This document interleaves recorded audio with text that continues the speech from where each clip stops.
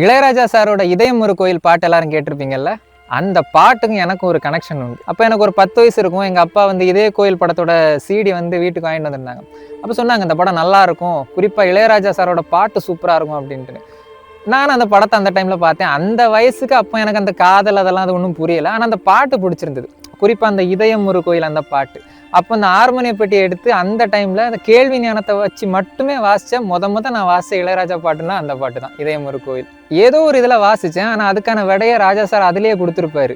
உயிரில் கலந்து பாடும் பொழுது எதுவும் பாடலே அப்படின்ற மாதிரி. கல்லூரியில் வந்து நான் ஆங்கில இலக்கியம் பாடமாக எடுத்தேன். அதனால நிறைய கவிதைகள் படிக்க வேண்டிய இதெல்லாம் இருந்துச்சு. அப்போ அந்த பாடல் வரிகள்லாம் நிறைய பார்க்கறது உண்டு. தமிழ் பாடல் வரிகள், அதுக்கான அர்த்தங்கள்லாம் பார்க்கறது உண்டு.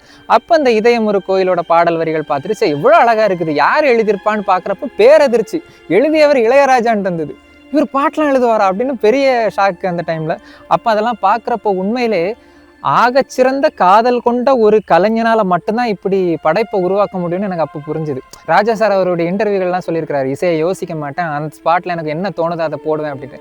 அதே மாதிரி யுகபாரதி சாரும் சொல்லியிருக்கிறாரு, அவர் வந்து இந்த யோசிச்சா புதுசே வராதுடா அப்படின்னு சொன்னதாகட்டும் அந்த விஷயத்தையும் சொல்லியிருக்காரு. மட்டுமல்லாது இசையமைப்பது வந்து ஒரு ட்ரிக்ஸ் வேலை தான், எல்லாம் அந்த 12 கட்டைக்குள்ளே தானே வரப்போகுது அப்படின்ற விஷயத்த ராஜா சார் ஆல்ரெடி சொல்லியிருக்கிறாரு. இதே விஷயத்த அந்த பாட்டிலையும் சொல்லியிருப்பார்.